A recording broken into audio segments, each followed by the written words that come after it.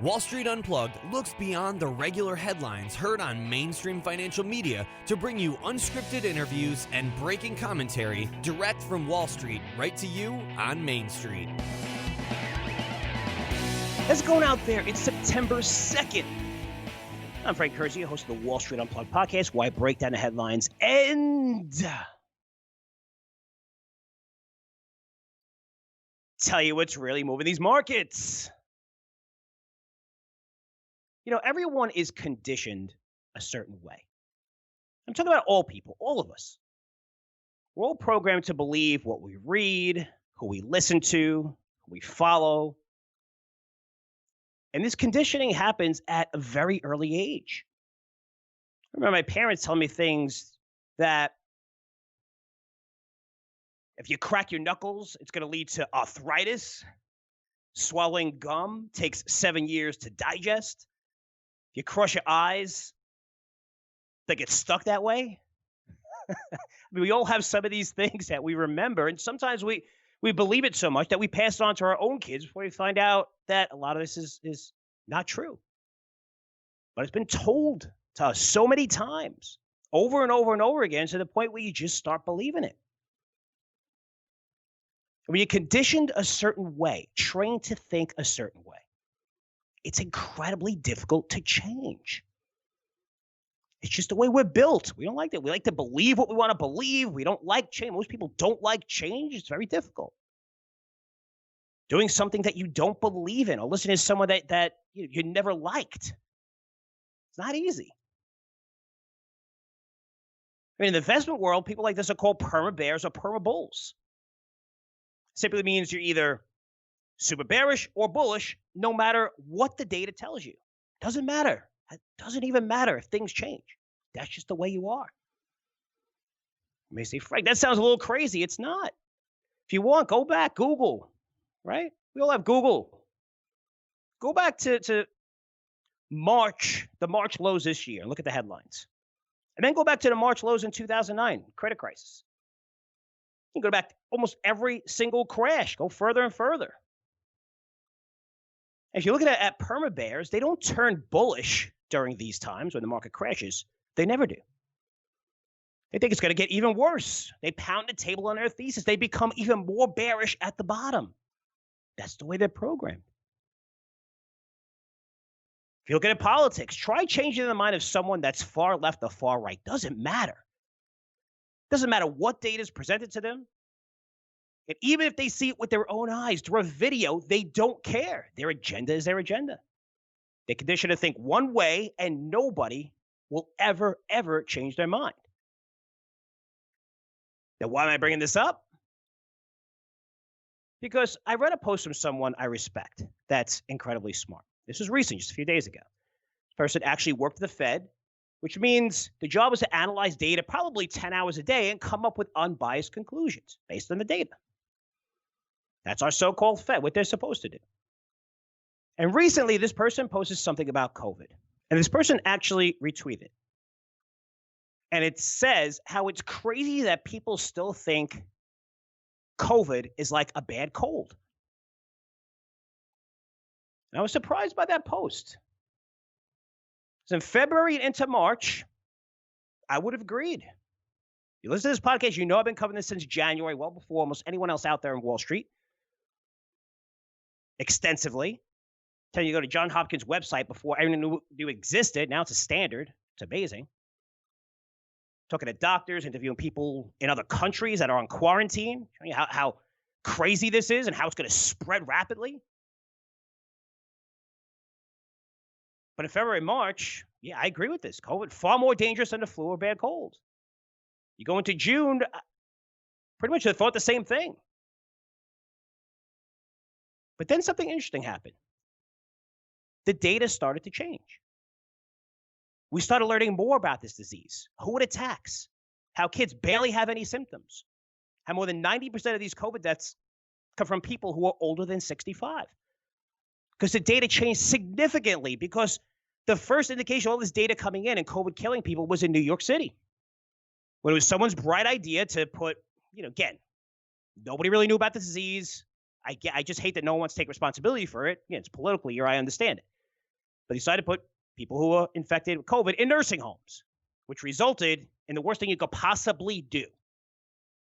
Tons of deaths, to the fact we're sending ships along the coastline with extra hospitals that we wind up never using. And I'm not knocking that decision, because looking at the data at the beginning, all we see is a virus that's spreading and killing people like crazy. And it's scary as hell. It's killed 8% of the people. 8% of the people that get it. But now the data is changing. We're learning more about this disease. And last week, one of the biggest stats I've seen, which is a game changer, comes from the CDC. And I hate that both parties are using it as a political tool. But it's an election year, and things have, in my lifetime, never been this crazy on a political front. I've never seen it. Riots, people dying in the streets, crazy, just lies everywhere. I've never seen it like this. Maybe it's just me. But forget about politics for just a minute.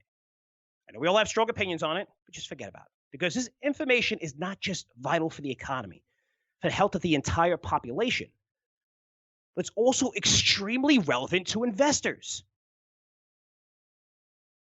So the CDC came out and said this. Of the approximately 180,000 deaths, COVID deaths, less than 10,000 died from COVID by itself, which amounts to about 6% of the people who died just from COVID. Now, if you're on the left, you already want to shut this off. Hear me out. It's not going to be political, I promise. Promise. About 6% of people who died just from COVID. The rest, a vast majority, had on average 2.6 serious additional diseases, with the addition, in most cases, of extreme advanced age. Again, I see both sides using these stories to benefit their own agendas. Twitter even banned this tweet after Trump reposted it, even though it's from the CDC, so I'm not sure why. I mean, it is a political real. Actually, I do know why. But this data is extremely relevant. And when I look at it from an unbiased filter, here's what I come up with. We're still talking about 180,000 Americans who died. And COVID did cause these deaths. In other words, if COVID did not exist, sure, many of these people may have died from their underlying conditions, but COVID accelerated this process. So I agree with Dr. Fauci, who was asked this about 50 times, but it was on Good Morning America. He responded to one of their questions, and he said, look, there are 180,000 plus deaths. These are real deaths from COVID-19. Let there not be any confusion about that. And I'm quoting him, and he's right. With that said, COVID is not a disease we all have to fear. It's like a cold in terms of symptoms if you're under 50 years old. And if you're under 15 years old, which I mentioned last week, the death rate of kids under 15 that died from COVID from February 1st to August 15th on the CDC website is 0.04%. Remember that number. Because the death rate of kids under 15 that died from the flu, which is in the same chart, over the same time frame, is 1.6%. That's a massive difference. Both risks are very low, but there's a greater chance, if you catch the flu, of dying if you're under 15 years old than COVID. That's on the CDC website. These are facts. The data is changing. As of today, 90% of all deaths from COVID in the U.S. come from people who are over 65 years old. So we need to protect our elders. We know this now. Have you ever walked into a store and no masks? Sometimes, not often. I mean, some people are against it. But for me in Florida, who's been basically open since July, it's done a great job. Death rate's down tremendously. Yeah, cases spike, but everything's cool. You're not seeing death rate go up. You're seeing businesses open, practicing social distancing. But you still see people wear masks. Most of us. We need to continue to do that. We need to be conscious of this, protecting our elders, protecting people in a danger zone, especially if they have underlying conditions. We're learning that from the data, where COVID alone only killed 6% of these people. Alone. And this is why they may fast-track a vaccine, which a lot of people don't agree with, and I don't agree with. And I don't think anybody under 40 years old, I should say anyone under 30 years old, should think of taking this vaccine. if it's available by the end of this year. Don't even think about it. This is a bad call. Why risk that? Why risk it? But they want to fast track the vaccine for people who are over 65 that are facing death. So I get it. People are going to tell you, like, you're going to fast track a vaccine, and what happens if it doesn't work? Or what are the risks? How do you fast track that? Especially since the quickest we brought a vaccine to market was 4 years, 1967, all the way back then. Granted, we have a lot more money going into our healthcare companies to produce this. The government is supporting it. A lot of these companies are working together, partnering with other companies. It's amazing to try to get a vaccine. But the vaccine is extremely important for the people in a danger zone. And I could see the fast track, even though I don't agree with it. But if you have an underlying condition and you get COVID, there's a strong chance that you're going to be in trouble. Then I'd rather try a vaccine than not try anything. Again, talking about a certain age group. Outside of this demographic, we need to open everything up across the United States. Every restaurant, every movie theater, every gym, every theme park, every city. Forget politics, forget about the election. This is an easy choice based on the data, the science. Based on the massive risks of comparing it where you're keeping the economy closed. You see the latest studies of depression and suicides. And someone that's tracking this data and track it state by state, and not just about COVID and deaths and percentage rates, but the reopening of businesses. I'm doing this since January. It's finally nice to see that the states are starting to agree. You know, I see on TV how people are worried and crazy and trying to scare the hell out of you. You know, making fun of Pelosi because everything's closed and no salons are open. Then she went to a salon with no mask on, and everybody. He did the same thing with Chris Christie. Remember when he closed the beach? Can't go on the beach. And then he took his family to the beach. That crushed his career, by the way. Might have already been a downfall. But it's just funny how some people are saying some things and yet not allowing our politicians, government, not allowing us to do things, yet they're doing it themselves. But if you're looking at, say, one part of this, casual dining restaurants, this is a great analysis from Goldman Sachs. 91% of casual dining restaurants are open. That's up from 87% last week. And of those, 52% are allowing indoor dining. And most of it's at 25% capacity. It's getting bigger and bigger depending on what state. But at least they're opening because they're looking at the data. California is planning to reopen casual dining. They said August 31st, which makes sense. They pulled back a bit as infections started to increase, but nice to see California opening back up. Not everything is positive in California. I'm going to explain in a minute. New Jersey said they're going to reopen dining rooms for the first time since March. It's going to take place on September 4th, and they're going to start at 25% capacity. Okay, which makes sense. You start slow, but nice to see them starting these reopenings. Anchorage, Miami, open up at 50% capacity. Florida, which I just mentioned, where I live, hey, my family just ate at a Longhorn. There's about 50% capacity. Everyone wearing masks until they were seated. Everyone was spaced out for social distancing. Waiters, waitresses, everybody who worked there wearing masks. Felt totally comfortable. Fine. And I told you about 2 months ago. We went to a water park with my kids. It was about 20% capacity. Everyone practicing social distancing. Everyone getting their temperature taken before they went in. It was great. I'm fine. Everything was cool. We were all following the rules.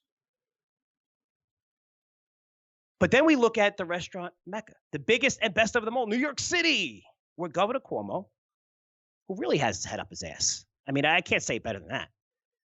But he said that New York City's not ready for indoor dining. He's keeping everything closed. He's the guy that said, we're going to follow science. We're going to follow science. He's maintaining that directive that people coming into New York City, and I think it's like 10 states, but still be quarantined for 14 days.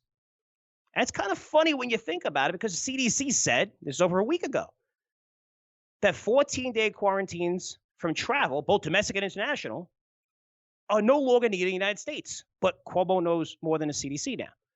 And he says that Trump is in bed with them, even though Trump destroyed them completely for the whole disaster with China and the World Health Organization and how they came back from China saying that you got nothing to worry about. What now all of a sudden they like Trump? Really? Is that what you're saying? That they're in bed together? But I guess Cuomo doesn't want to follow the science. And what a disaster it's creating. I mean, look at New York City right now. Won't rant about it again. I did that already. But it's just incredible to see the amount of people moving out. What evidence do you need? The massive increase in homicides. And yet all de Blasio, Cuomo, all they want to do is defund the police, increase tax. Did you see that? They want to increase, they just announced it, want to increase taxes on the rich. Yeah, that's a pretty good way to get them back into the city. That makes a lot of sense, guys. Let's just keep every effing store closed forever. That's what they want. And like I said last week, they're not doing this out of stupidity or they don't know any better. This is being done intentionally.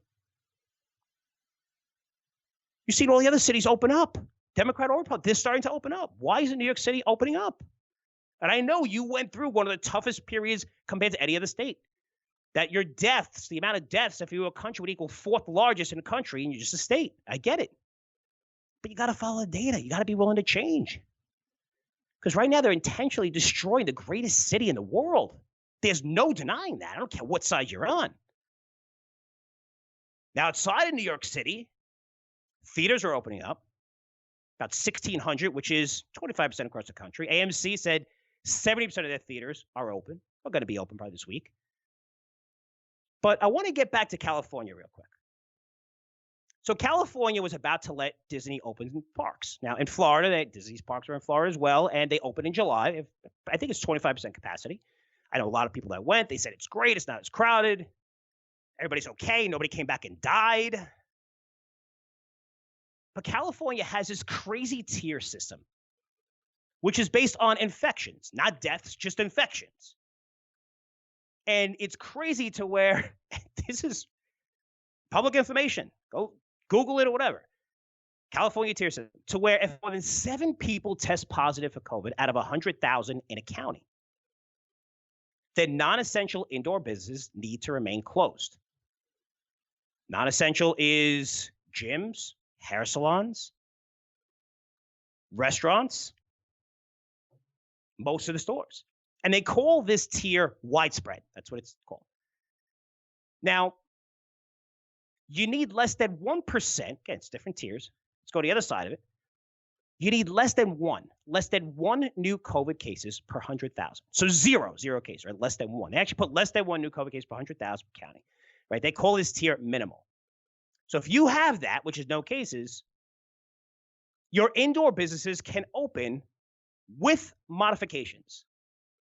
So translation, if you have 0 cases of infections being reported per 100,000 in a county, you can open, but only with modifications. Why in the hell would you have modifications if nobody's freaking infected?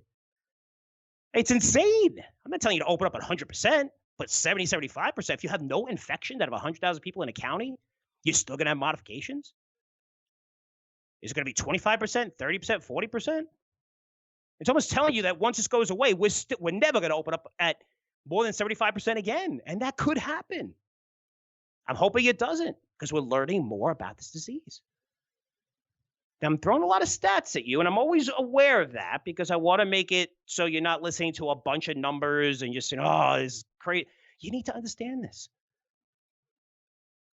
Because it's the biggest point, and a lot of you listen to this as investors and want new ideas. But from an investment standpoint, I said this 3 weeks ago, COVID risk is going to continue to die down. More and more people, they're seeing the stats. They're seeing thousands of athletes contract COVID, nobody dying. They're seeing some of their friends catch it now. I have a couple of friends who had it. And the ones with no underlying conditions and who are under 65 years old, they're sick for about 10 days, and then they're hanging out again. You might have a couple of cases where they say lungs and this few, but for the majority, we're talking about the data that's available. I probably know about 15 people that had it. Nobody told me that they had any side effects or its continued effects from the disease after they no longer have it. I haven't heard it. Are there a few? Yeah, there's going to be a couple. But you need to know the whole picture, the whole story. And of course, we must continue social distancing. I'm not saying open everything up, no more masks, hey, everything's fine. No. We must protect the people in a danger zone. Even with schools reopening, it's up to the parents to send their kids back, not up to the government, since every situation is different. Hey, maybe you have elders in your house. Maybe you have someone with an underlying respiratory condition and you don't want your kid contracting it and coming home because you know chances are very, very, very, very 99.8% that if your kid contracts it, they're going to be okay if they have no underlying conditions. It's just a bad cold. But still, if they contracted it, give it to someone who's at risk, could be a lot of trouble. Even teachers. I know one teacher that has an underlying health condition that's not going back and doing online. That's understandable. It's not everyone, all your kids. I mean, you should never tell parents your kids have to go back to school, but they should have the option because of the data, not the government. They should be closing schools like crazy. You see these outbreaks in North Carolina. Take these kids' temperatures. And by the way, Alabama, they came out with a story in Alabama, over 1,000 people infected through 3 schools in Alabama, and you keep reading that story, 0 of those people were even hospitalized. 0. They're not going to tell you that.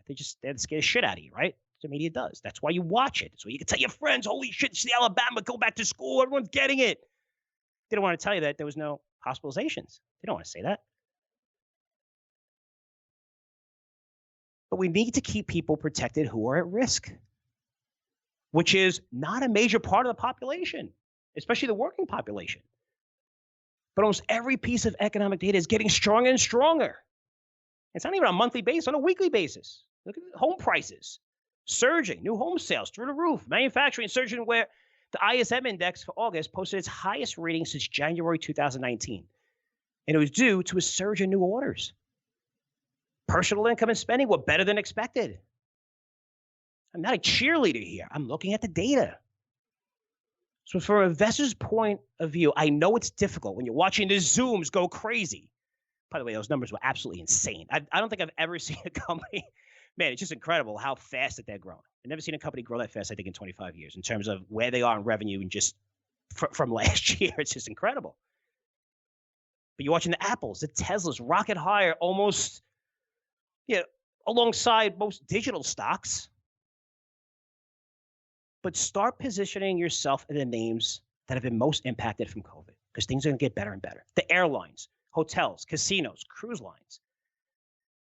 Doing a lot of research on these industries over the past few weeks. My Curzio Venture Opportunity, I recommended 3 companies within these sectors. Almost everyone is seeing huge bookings for 2021, which is important. Meaning once COVID ends, and it's going to end, it's going to get better. We're going to get a vaccine, probably. People feel more comfortable. They're going to want to get out of their house and go crazy. Everybody's done with this. And it's one thing if you're seeing a neighbor die, this person, you're not seeing people die. You saw most of these deaths take place at the beginning. The death rate now is below 3%. It's like 2.9, going lower and lower on a weekly basis. The people are dying to get out, travel, go on vacation. Instead of buying the Zooms at 250 times forward earnings, and it is trading at that right now, 250 times forward earnings, and again, their numbers were just insane in terms of sales and earnings. But instead of buying these high flyers that are trading at valuations that, I mean, I follow the analysts. These analysts are having trouble explaining. They're starting to remove their target price because they just we don't know how high these things could go, which is pretty scary when you think about it. Even the most bullish analysts. That's why you're seeing when Netflix target gets rated, it's to the street high. And it's only a little bit higher than where the price is currently trading. Same with Tesla. It's a little bit higher than when the price is currently trading. But instead of buying these crazy names, start getting exposure to those sectors. Those airlines, hotels, casinos, cruise lines. Most are still down considerably from their highs, and their numbers are only going to get better and better. Plus, this is very important. They're some of the largest employees in the United States, so you know the government's going to support these names if this lasts a little bit longer. Or if people still feel like, after Q1 next year that I still, I don't want to fly too much. I don't know if I want to travel. The government's right there. They're going to back up these names, which does what? It protects you, right? It lowers your risk. They're not going to let Delta and Southwest, MGM go under. They won't. And they're not even near that. I mean, these companies have taken out debt, have done a great job. Those companies that I mentioned, not all of them. They've seen really, really strong bookings in 2021. Let's see, because maybe they push those out even further, depending on how bad COVID is. But they have enough cash to withstand at least 12 months, some of them 18 months of 25% capacity, and they're at that right now. But I think we'll all agree it's going to get better. It's going to get busier. And I've known a couple of people who went to Vegas, and they said it was pretty crowded, and people are going, and it's getting busier and busier. And all this government spending, it's not going to stop anytime soon. That gap between Main Street and Wall Street's going to continue, which is going to force the Fed's hand to continue to throw money at this market. Keep interest rates low forever. Start doing things like, oh, that 2% inflation target. Yeah, we're not going to focus on that right now. No. It's not. We're not looking at that right now. They're going to continue. They have to keep rates low. Which means what? This bull market is not going to slow down. It's not. So not only will these sectors I just mentioned going to benefit from these catalysts, especially more government spending, but the one sector to own right now, you guys now have been pitching this for over 12 months. And pounding the table February, March, April, even in my newsletters. It's obvious, and it's gold. Or particular, gold stocks. Not just gold, the commodity, but gold stocks. So a nice rise, a lot of junior miners, a little bit of a pullback, consolidation. Now you're seeing gold higher and higher. It's going to continue to go higher. The tailwinds for this industry have never been greater. I mean, everything's coming together. And this is a great segue for today's interview. It's a first-time guest who is arguably one of the best minds in the entire resource industry. Yet you probably never heard of him. He's not mentioned with the elites like Ross Beatty, Pierre Lassonde, Rick Rule, Lucas Lundins, even though some of those guys invested in his ventures.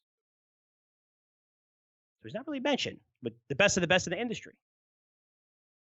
But his track record is not only in line with these guys. I mean, you could argue that it's better than theirs over the past 3 decades. He's been doing this. And his name is Stephen Dean. Stephen has a history of buying undervalued gold assets and selling them to companies for massive, massive gains, making his investors a lot of money. This was his last venture, which was Atlantic Gold Corp. He sold for over $800 million for 1,100% plus gains. Now, here's the thing. He sold this asset in May 2019. That's when the bid came. And he bought this project in 2014. Think of that time frame. It's a 4.5-year time frame of how bad the gold industry was over that time. May 2019. We didn't really see. We started seeing it come back, not to the point it is now, but from 2014 to that was horrible over that time period. But yet, he was able to build this project on time, on budget, and get acquired during a period when gold was mostly in a downtrend. And few deals. There wasn't a lot of M&A taking place. He was also the former president of Tech Resources. Guys, that's when it was the largest company in Canada. It ranks number 2 now behind Barrick as a president. And this year, 2020, recipient of the prestigious Viola R. McMillan Award from the PDAC. So that's given to individuals demonstrating leadership and management and financing for the exploration and development of mineral resources. Pretty big deal. So I'm honored to have Stephen on today's show, since he's not a guy that does a lot of these. You don't see him talking about his company at many conferences because he's more of a show me guy and less of a promoter, which is refreshing to see in this industry, to be honest with you. Now, Stephen has a new venture, and it's one of the best junior miners I've researched in terms of having a world-class asset, being in the right place, right geography, permits, insider ownership, more insider ownership than I've seen, I think, on almost any junior miner. Exceptional management team, super low-cost asset to develop, and he's trading at one of the biggest discounts right now in terms of price to NAV that you'll see in the entire junior mining space. I love having CEOs on at the right time for you guys. I don't want to put them on when their stock is all-time highs and things are great and it's awesome. I want to try to have them on at the right time. Because what does that result? It results in you telling everyone about my podcast, increasing our listener base, more people subscribing to my newsletters. So not doing the right thing doesn't benefit me at all. I think right now this company has tremendous upside potential, but you be the judge. After you listen to Stephen, it's going to be a great, great interview coming up. He's going to tell you all about this new venture and why it could be one of his business success stories. In my educational segment, we're going to talk more about conditioning. This is a big deal, guys. It's how to train yourself to follow the data instead of your emotions. Being able to change your mind on a dime, which is hard to do. I know it's hard to do. Again, incredibly important, because it's going to open up your mind to incredible opportunities, things you would never think of investing in. And this style of investing, which I've been preaching, which I've been talking about for decades and decades, allowed me to outperform the markets for most of my career. So please pay close attention. I promise you're going to learn a lot from this segment. Just taking a different approach and listen to all the people who just pound the table with the thesis for 20, 30, 40 years without even looking at the data, without even looking at anything changing. And it could really significantly hurt your portfolio. But first, let's get to my interview with, I'm calling him resource legend, Stephen Dean. Stephen Dean, thanks so much for coming on Wall Street Unplugged. Thanks, Frank. Thanks for having me. So I highlighted your most recent success at Atlantic Gold and the gains you made for your shareholders just before this interview, give you invest a little preview. Also highlighted some of the success you had over your career. Now you're on to a new project, which I know you're really excited about. Could you tell everyone about it? Yeah. Well, Artemis has just closed the acquisition a few weeks ago of the Blackwater project in central British Columbia. It's a 10 million ounce deposit, very large by global and industry standards. It's located in central British Columbia, which is perfect and a strong jurisdiction for mining projects. It's literally an hour's flight from the capital of Vancouver, and we're pretty excited about it. Now, when it comes to the Blackwater project, and I've done a lot of homework on this and research on it, how are we able to find such a great project? Because when I look at it, just when we're looking at super low, all-in sustainable costs, you said tier one mining jurisdiction, 10 million ounce reserve. It seems like when you look at the royalty companies having trouble getting really cheap assets or taking pieces of these assets right now. Talk about that process, because you really just closed this, I think, last month, right? I think it was announced maybe 2 months ago, but you just closed it. Now you're seeing it reflecting your stock price. Obviously, it's going higher, but how did this all come together? Because someone that's been in this industry for 3 decades, it's interesting to see how, when I look at this asset, it's pretty amazing.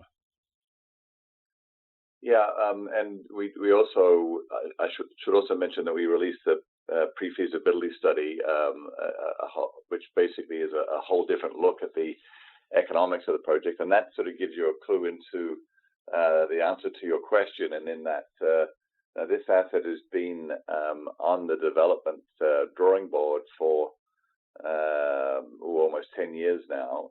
It was held by a company called New Gold.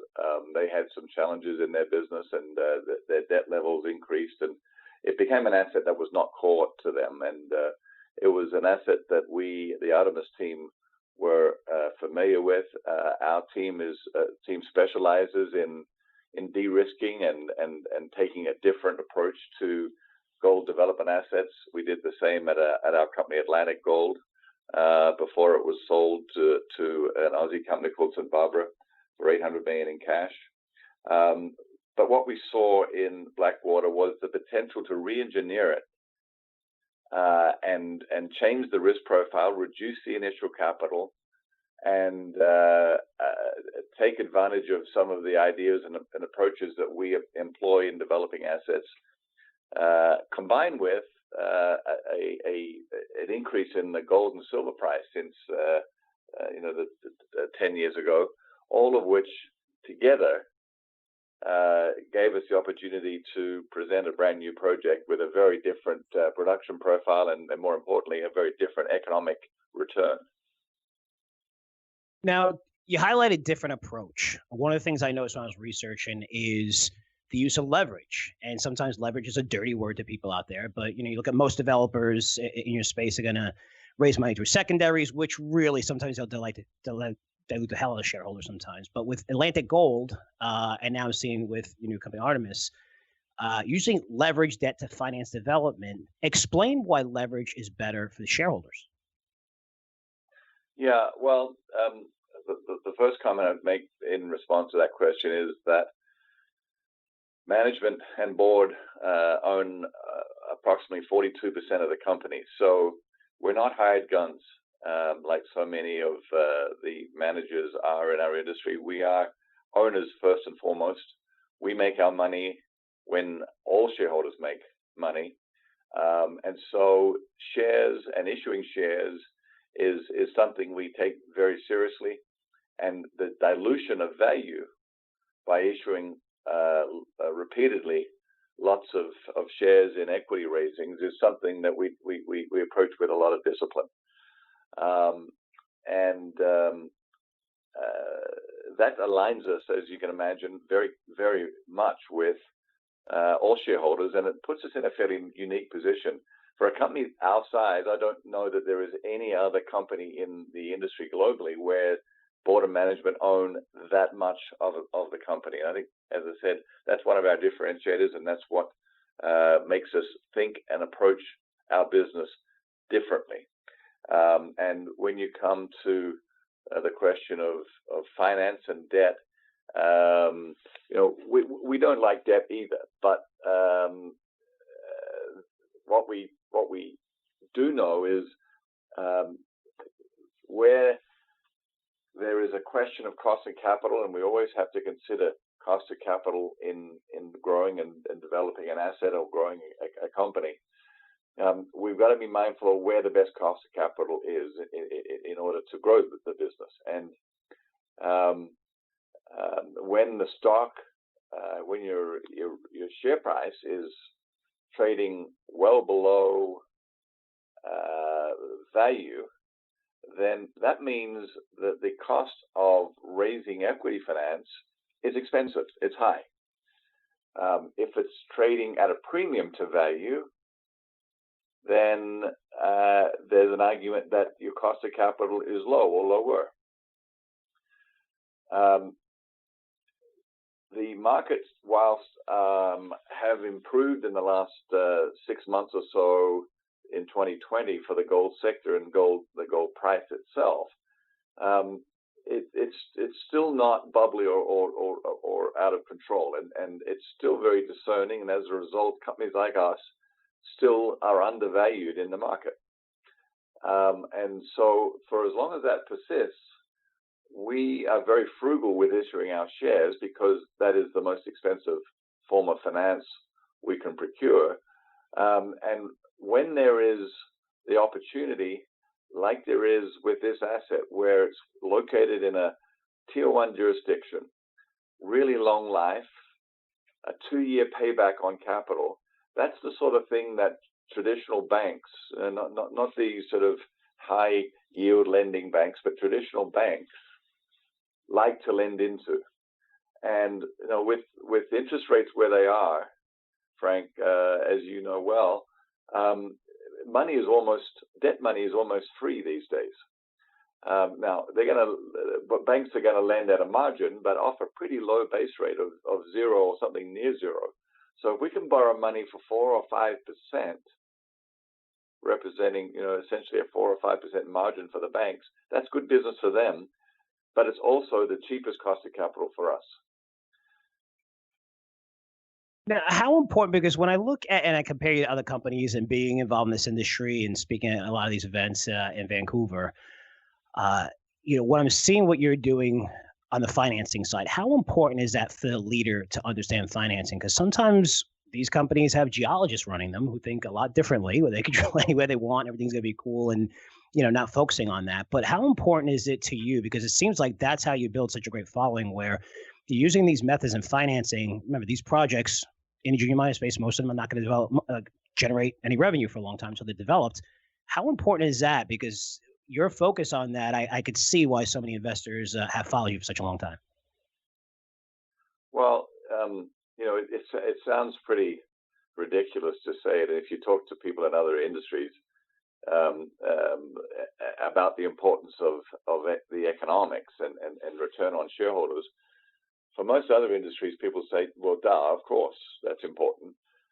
For the longest time, our industry got away with a rising gold price over the last 20 years, and the use of capital and capital discipline was just not a priority, and size and scale and discovering more ounces, whether they were economic or not, often was the drivers. And that's never been, in my 35 years in business, cash flow and return on capital has always been paramount. And you can call it a little bit selfish in some ways, because the bottom line is, the reason why we think like that is because we are the biggest shareholders of the company. And so financial discipline, capital discipline, and managing risk, which is another whole sector of discussion, managing risk is really important to us. That definitely makes sense. And when I started doing research on you and looking at your successes, you strike me as someone who doesn't really need to do this anymore, right? You just saw Atlantic, $800 million, and you've done it numerous times throughout your career. In terms of buying early stage projects, developing, financing. I mean, it's a lot of work. Why, after the huge sale of Atlantic, do you decide to get back in the game? Like, what's the motivation there? Because again, someone like you, I think you could be like, hey, I'm done, I'm gonna live my life. But to me, even talking to you, it seems like you're more motivated than you've ever been. I am, and it's interesting you point that out, Frank. There's a sort of an extended answer to that. The first part is, I love this business, of course, and I love sharing and mentoring my team and my colleagues, and identifying new up and coming people in the industry where I can share whatever I've learned and share the mistakes I've made in my career and make a contribution that way. I also want to say that when I was president of a company called Teck, which was and it still is the largest diversified mining company here in Canada, for a number of years up until 2002, and I actually took a 10-year sabbatical from running businesses and running companies. I didn't step away from the business completely. I started a copper company called Amerigo, and I went on to some hedge fund boards and some private equity boards and those sorts of things. But I had a 10-year break in the middle of my career, which really re-energized me. And so when in 2014 we saw the opportunity to create Atlantic with markets down and gold assets being unloved, that was a perfect environment for us to step back in and reassemble the team, many of which I've worked with for 25 or more years, and just deliver our playbook, which is all about managing risk, focusing on capital discipline, things like fixed price contracts on construction. So we make sure the risk of any capital overrun on builds is sheeted back to where they belong, being the company that's responsible for building it. Using the best technical approach to mineral resource estimation. It's called MIK, multiple indicator kriging. It takes advantage of the enormous amount of computing power that is available to us today using geostatistics, and thereby using things like grade control, high density grade control drilling, RC drilling during the course of mining to better delineate boundaries between ore and waste, and to use that modeling to improve performance and minimize dilution in ore bodies, with data which is typically 20 to 30 times more dense. In other words, more information is good to help us mine this deposit optimally, and way more than a normal resource model would at 25 or 30 meter spacing. So all of these things combine to help us manage the risk and optimize the performance of the asset. So you're right, we built Atlantic, and that was a success for many people, and we're very proud of that, and the team is proud of that. And frankly, I thought that with us having demonstrated those approaches to the business and developing an asset, that the market would be full of copycats, and that we would have competition again for these assets where these things could be applied. And it turns out that nobody's copied us. And I said to our team, look, here's the opportunity to do this again, but this time with an asset that's 5 to 10 times bigger, and therefore the returns potentially are 5 to 10 times bigger than what we enjoyed and were able to generate at Atlantic. And I was going to ask you that question. How does this project, as someone who, again, has that history of, you're showing your shareholders so much value, and just developing these assets on cost, on time, has it compared to other assets. But I think you kind of answered that, right? I mean, this seems like one of the best projects that I've based on what you're saying. But I didn't want to put words in your mouth. It's an outstanding asset for which we can apply some of these disciplines, and there are not very many 10 million ounce gold deposits in the world that are not yet developed. Very few, in fact, and there's even less than that are in tier one countries, not just in tier one countries, but in tier one locations such as backyard central British Columbia. And then finally, very few again that have the social and the environmental license in the form of an environmental assessment certificate to proceed to construction. Yeah, that's just incredible. And what are some of the plans ahead for you? Because I know there's going to be a lot of people listening to this, and the listeners are very smart. They do their research, they do the homework. They're not geologists. They buy stocks across every industry. But the first thing they're going to see is, wow, this stock's up tremendously, along with a lot of the junior miners because of the gold price. To me, I don't think yes, it contributes to it, but it's because of this project, the pre-feasibility study, that really is a game changer to the point where I think your stock is cheaper today, based on price NAV, than it was even when it was $1 before you really made this announcement. I don't know if you'd agree with that assessment, but what do you tell shareholders that? Because that's the first thing they're going to see is, wow, this stock has gone up a lot, and people associate a higher stock price with a more expensive company.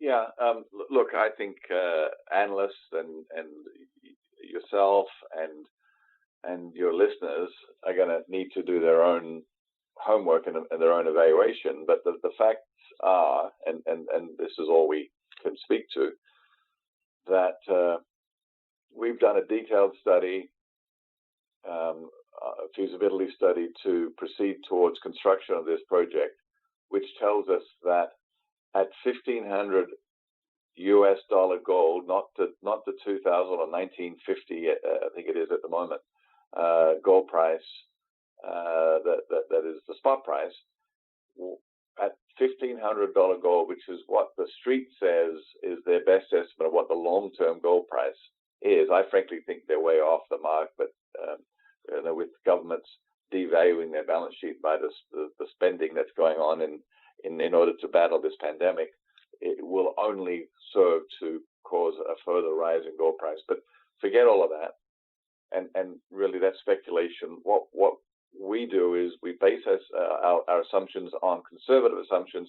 Gold price of $1,500 US.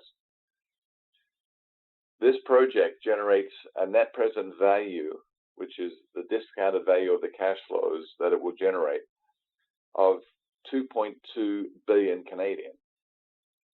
And if you do the math and simply divide the number of shares that we have out by that number, that will give you an indication of what the ultimate value, once we've fully de-risked this asset and it's in construction and ultimately then commissioned and then in operation, that will give you an idea as to where real value lies, and that value is way above where our stock price sits today. No, that's great. And one last question here before I let you go, and I really appreciate the time here. And feel free to say no comment, but I'm going to ask this anyway. I've been interviewing experts, billionaires, analysts, CEOs for 13 years on this podcast. I always do tons of homework on my guests because it's my responsibility to prepare for these interviews. And I was researching your career over 3 decades. It's incredible. I don't say that lightly. Yet I don't see your name mentioned in the same conversations as Lucas Lundins, the Rick Rules, Eric Sprotts, Ross Beatty's, even though some of these people I just mentioned actually invested in your project. Does that provide any motivation to you? Because after doing that research on you, I think you should be included in that conversation. Well, that's very generous of you. I don't see that. I all those names of those individuals I have the highest regard for, and some of them are mentors of mine. And look, I don't put myself in the same class. We just do what we do, and I think we do it well, and we've created value for a lot of people. and create a lot of value for ourselves and our supporters. So, you know, what we do is slightly different, or different to Ross or Lucas and some of those other names that you mentioned. They're very, very successful people, and you know, we're not in their league, but we do our own thing. Well said. And Stephen, like I said, thanks so much for coming on. I mean, we really covered a lot. Artemis Gold, good luck with it. Following it for a while now, and I'm really, really excited about this project. Thank you for taking the time for coming on. Thanks, Frank. Yeah, it's great stuff from Stephen. The interview was awesome. Full disclosure, I own shares of this company. I was in a financing early on, and I've done incredibly well. Had warrants on it, which I had convert and sold, but still had the original position. But this is something I'm going to hold for a very, very long time. In fact, I'm going to continue to add to it at this level, because after researching it and really digging into the numbers and to see where this company is right now, it's cheaper today than it was when I first invested in it. So I want you guys to be aware of that. Again, I don't like having guys on there where they're telling their stock. This stock is at its high. But when you're looking at valuation, which we talked about, I mean, this is one of the best junior miners that I've researched in terms of having a world-class asset. I mean, checks off every box, every single box. And talking to Marin and say, I just this 2-3 days ago, I said, what? I said, this company's like amazing. He's like, I know. He's like, it's more cheaper. And when I'm looking at this name, because I've researched so many junior miners in the space, this checks off almost every single box. And you usually don't see that. Maybe the geography is not good. Maybe the insider ownership is not that high. I mean, it's over 40% here.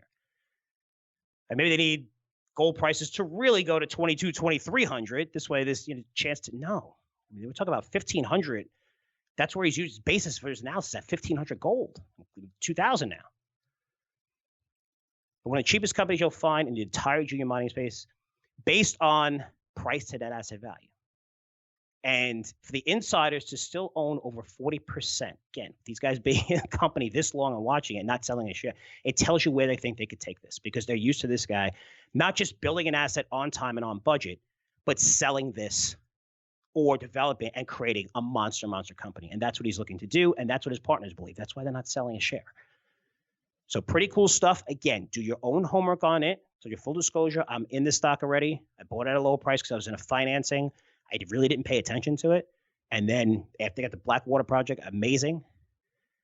Looking at it today, it's cheaper today than when I bought it back then and when I was in that financing. So again, do your research on it. Do your homework on it. This isn't something that's a trade. You might see it go up after the podcast, whatever. Sometimes it happens. This is something I'm in for long term to see, because this is a guy that has a history over 3 decades and the biggest people out there investing alongside him, where when he puts everything he has into a project, it almost always works out. And I'm willing to take that chance by doing the research. So again, risky company. It's a junior miner. Be very careful. Only put speculative money in it if you're interested. But I wanted to highlight, because this is a name you're not really hearing out there, right? I mean, you're not hearing this name anyplace. And I want to try to present you with really good ideas, which we've been doing a fantastic job on this podcast. And even my guests, guys, if you look at the performance of Dollar Stock Club, it's been pretty amazing lately.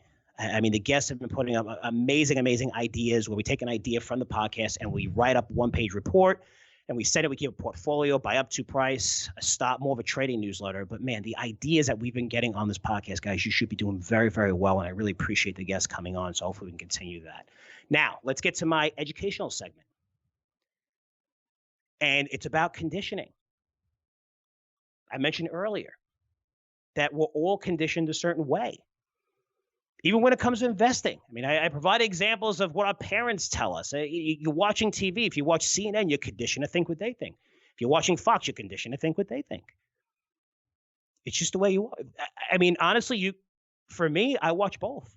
For me, I watch CNBC all the time. I try to watch Fox Business because it lets me see what the investors are thinking of. It lets me, it's mainstream. And if you could prove mainstream wrong, you're going to make a ton of money in stocks. But it's important to think like this as an investor. And people say stock splits provide no value. I'm a fundamental analyst. I understand that. I understand that $10 is the same as 10 singles. I get it.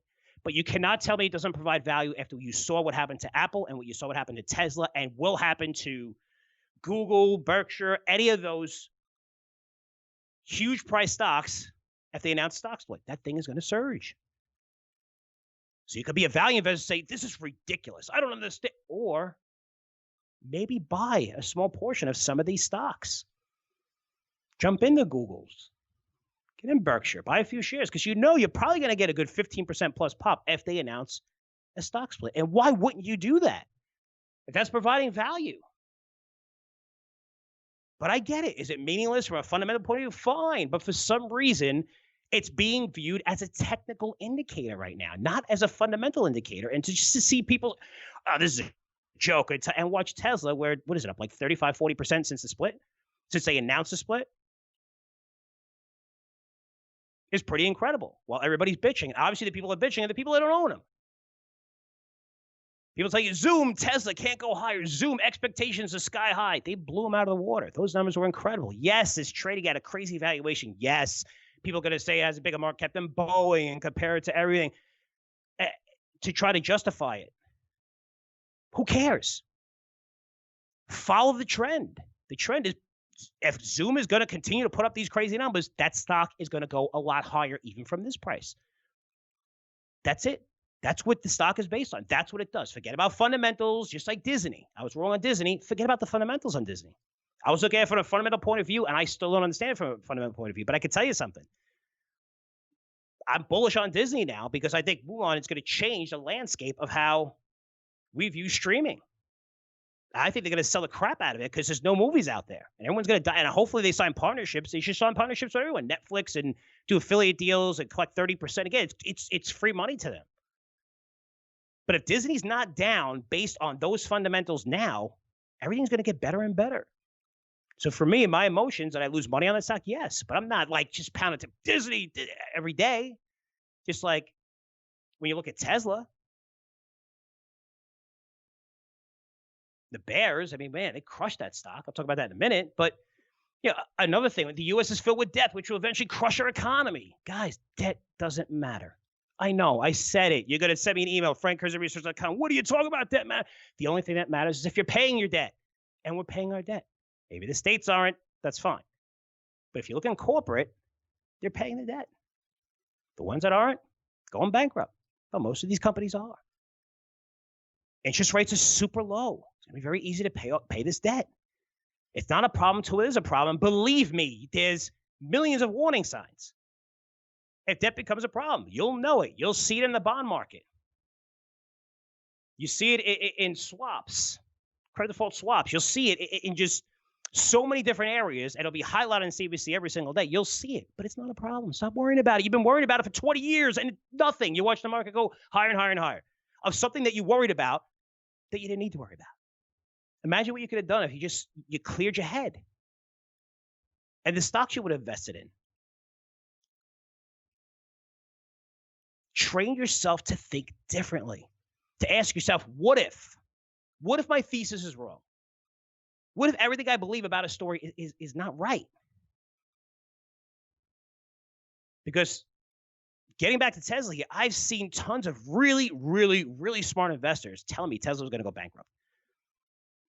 And that's okay, because we all get things wrong from time to time. That's fine. They could have run out of money. They're done. They're accounting. Everyone, the executives leaving. The cars are terrible. All this shit that you've been reading. They've been saying since stock was at 300 and it went to 2,300. Now trading at what, 450 after its 5-1 split?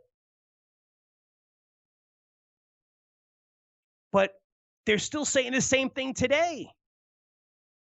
Tesla's terrible. Elon Musk is a crook. Not realizing that the average investor following you on Twitter has been short the whole entire time because he's following you. Now he no longer follows you because they had to sell their mobile phone because they're completely broke, and you're still pounding the table on something that didn't work. Imagine all that time. All that time could be spent on finding new ideas. Just move on. You were wrong.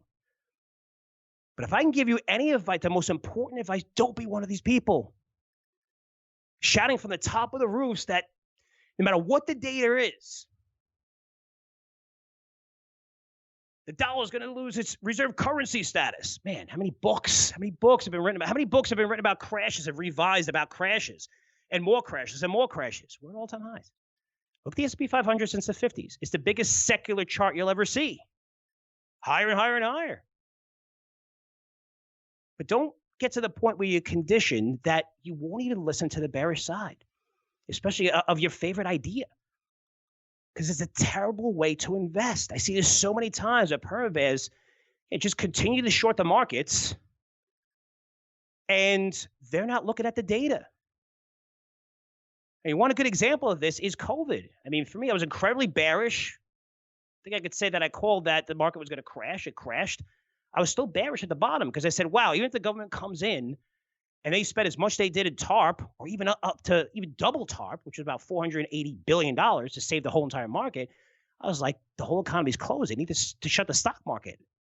And how are they closing every single business for months, and they're going to keep the stock market open? Notice by May, I changed my thesis because I had no idea the Fed would spend over $7 trillion, 35% of GDP, to support everything. That's a pretty big data point. And since May, we've been long. We're doing great in our portfolios. We've been bullish. I don't like the fact that they're doing this. I don't like the fact that they're spending a ton of money, but it doesn't matter what you like. It matters what's happening. That's the most important part. And remember, stocks don't have feelings. They don't love or hate you. So when the facts and data change, be willing to change on a dime. That's what the greatest investors do. Not only helped me generate huge returns over my career, which I'm sure a lot of you have been part of, followed me for over the past 25 years, but more important, it saved me a ton from having monster losses by being able to change my thesis once the data changes. Okay, guys, I want to thank you. We're still seeing huge demand for a Curzio Venture Opportunities newsletter. You know how I feel about small caps. I love the fact that so many people out there are saying that small caps are going to underperform. They're starting to perform. And a lot of these small caps are in the sectors that I mentioned that are most depressed, that are down a ton. And as COVID, we're seeing the data get better and better and better to the point where a year from now, I easily see 75 to 80% capacity open across the board, across every state. Hopefully we don't have any setbacks, but we should have a vaccine, which will be taken by the people who are in a danger zone. And it's going to change the entire landscape where people are going to feel more comfortable and travel. But I've never seen a great opportunity in small caps, maybe once or twice during the past few crashes. But right now, they significantly underperform the large cap index, which is rare when you see a bull market. Usually small caps outperform on the way up and they underperform on the way down.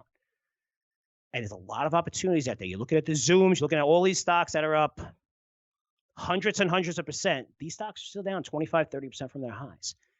And if you look at their quarters, no one's paying attention, guys. No one's paying attention to their quarters. And I highlighted this because I just recommended 3 stocks in Curzio Venture Opportunities. Their numbers are much better than expected. They're seeing huge demand in 2021. Bookings are starting to go through the roof. And these guys have done a great job when it comes to leverage. We're providing themselves the opportunity where, hey, if this continues for another year, we're going to be okay. So we recommended several stocks within these sectors, have high hopes for them. I think they're going to go up tremendously. But it's rare that you're finding stocks that are down so much. I'm not talking about buying these cyclical names and buying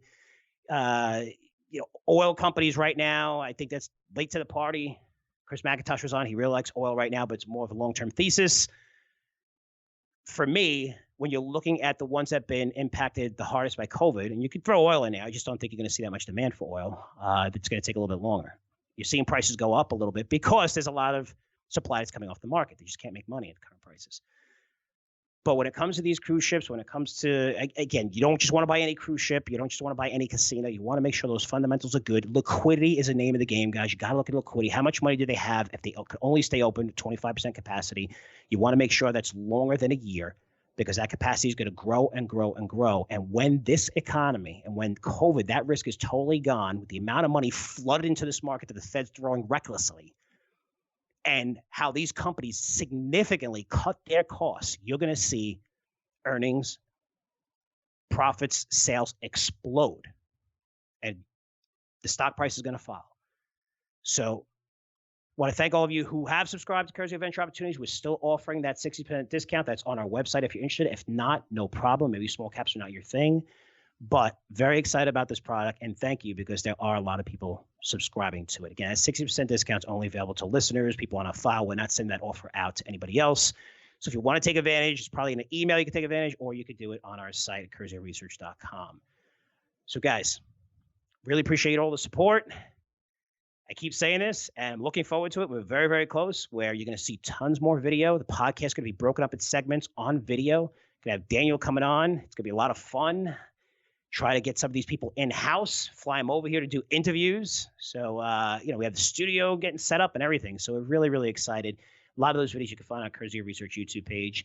And also, you can follow me on Twitter. Feel free to tweet me whenever. I always have fun with that. I always have fun with the comments. And nudge people a little bit, so it's really cool. But that's at Frank Curzio if you want to follow me. So guys, thanks so much for listening. Really appreciate all the support. And I'll see you guys in 7 days. Take care. The information presented on Wall Street Unplugged is the opinion of its hosts and guests. You should not base your investment decisions solely on this broadcast. Remember, it's your money and your responsibility. Wall Street Unplugged, produced by the Choose Yourself Podcast Network, the leader in podcasts produced to help you choose yourself.